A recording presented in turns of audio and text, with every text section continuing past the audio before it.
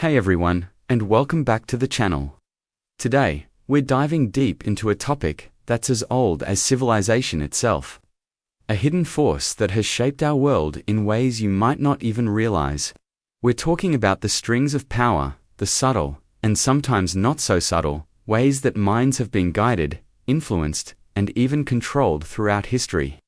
It's a fascinating journey, so buckle up. You see, for millennia, humanity hasn't always been steered by pure, unvarnished truth. More often than not, our collective path has been woven with threads of manipulation. From ancient kings to modern-day influencers, people have realized a profound truth. Controlling minds can be infinitely more powerful than commanding armies.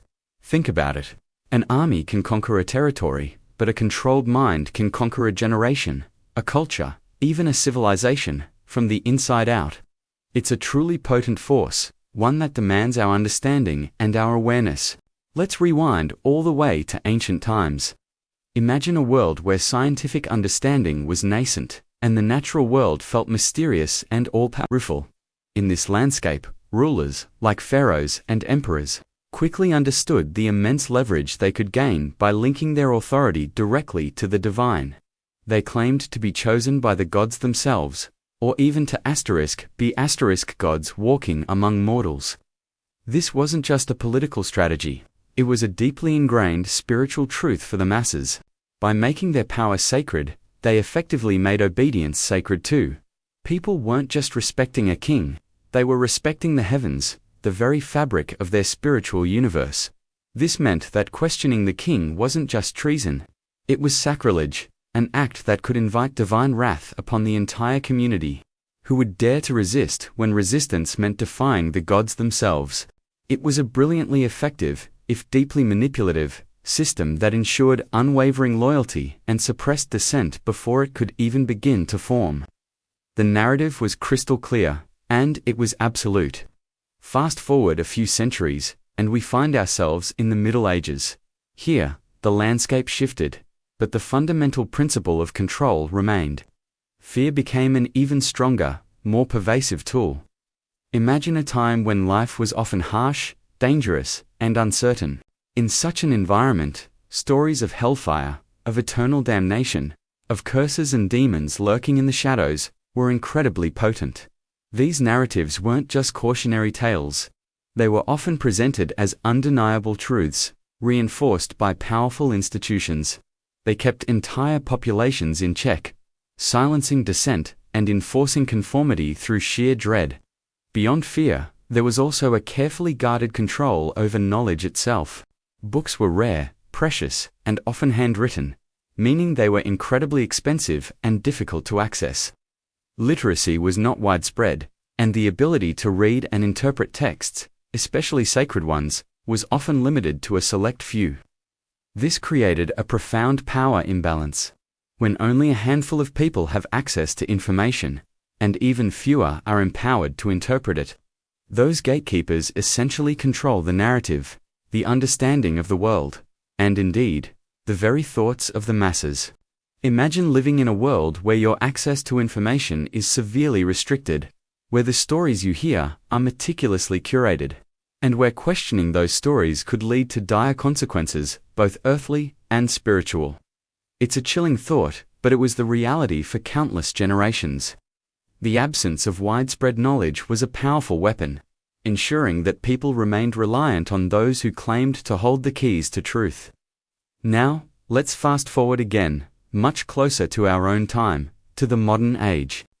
The methods of manipulation became far more subtle, more sophisticated, and, in some ways, even more insidious. Leaders and powerful groups discovered the immense power of propaganda, just brute force. But the art of shaping public opinion with carefully constructed words, compelling images, and often tantalizing half-truths. This was especially evident during times of war. Think about the powerful posters, the stirring speeches, the newsreels designed to evoke intense emotions. These weren't necessarily about logical arguments or detailed facts. They were about painting vivid pictures, creating narratives that resonated deeply with people's emotions, their patriotism, their fear, their desire for justice, their sense of belonging. Millions were convinced to fight, to sacrifice, to believe, not by cold logic, but by the overwhelming tide of collective emotion. It wasn't about presenting an objective reality, it was about crafting a compelling story that aligned with desired outcomes. The art of persuasion evolved, leveraging psychology to nudge societies in specific directions, often without the majority even realizing they were being guided. It was a masterclass in steering public sentiment. And here we are, today, in the digital age. If you thought manipulation was a relic of the past, think again. It's not only alive and well, it's arguably more pervasive and sophisticated than ever before. It's everywhere. Just think about your daily online experience. Algorithms, designed by complex code, now decide what you see in your social media feeds, what news articles pop up, what products are recommended to you. These algorithms aren't neutral. They're often optimized to keep you engaged, to provoke reactions, and sometimes, to confirm existing biases. They create echo chambers where opposing viewpoints are rarely seen, leading to a fragmented understanding of the world. Then there are the headlines. So many are meticulously crafted, not just to inform, but to provoke, to incite anger, to generate outrage, because outrage drives clicks and engagement. And perhaps, most alarmingly, false stories, misinformation, and disinformation can now spread globally. At lightning speed, far faster than facts can catch up. A single click, a quick share, and a fabricated narrative can reach millions before anyone has a chance to verify its authenticity. The methods have undoubtedly changed, evolving with every technological leap, but the core idea remains ancient, enduring, and remarkably consistent. Whoever controls the story, whoever dictates the narrative, ultimately controls the people. It's a powerful, almost invisible hand guiding our perceptions, our beliefs, and our actions. So, what's our defense against these strings of power? What can we do when the very fabric of truth seems to be under constant assault? The greatest defense, my friends, is awareness. It's the ability to pause, to take a breath, and to engage your critical thinking. It's about cultivating a healthy skepticism, not cynicism, but a desire to understand, to verify, and to look beyond the surface. When we learn to question what we see and hear, to dig a little deeper, to consider multiple perspectives, and to think independently rather than simply accepting narratives at face value, that's when the magic happens. That's when those invisible strings of power, that have pulled and prodded humanity for so long, begin to fray. They start to weaken, and eventually, they break.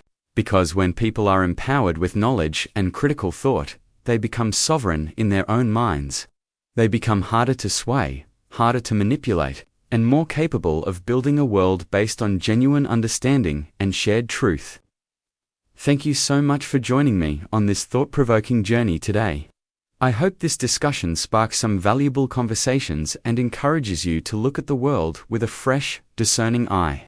If you found this video insightful, please give it a thumbs up, share it with someone who might benefit. And don't forget to subscribe to the channel for more deep dives and discussions. Your support truly helps us continue creating content that matters. Stay curious, stay questioning, and I'll see you in the next one.